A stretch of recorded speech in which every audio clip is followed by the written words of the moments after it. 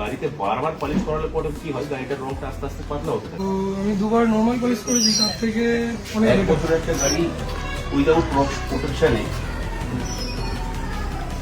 Already এর মধ্যে দুবার পলিশ করিয়েছেন সার্ভিস সেন্টার থেকে, যেরকম ভাবে নর্মাল পলিশটা হয়। কিন্তু গাড়িতে বারবার পলিশ করালে পরে কি হয়, গাড়িটার রংটা আস্তে আস্তে পাতলা হতে থাকে। তো এটার জন্য বেস্ট সলিউশন হচ্ছে সেরামিক কোটিং বা কোনো একটা বিক্রির কোটিং এর প্রোডাকশন নেওয়া। এর ক্লিয়ারিটিটা কেমন আসছে, কালারের গ্লজিনেসটা কতটা ইনহ্যান্স হচ্ছে সেটা আপনাদের দেখাবো।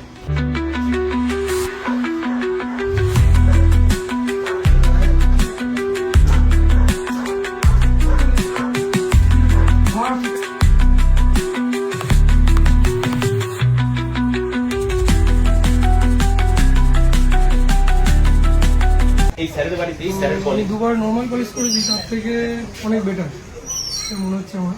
কোটিং এর লেয়ারটা যে পড়েছে সেটা ফিল করতে হ্যাঁ, পারছেন তো? হয়ে যাচ্ছে।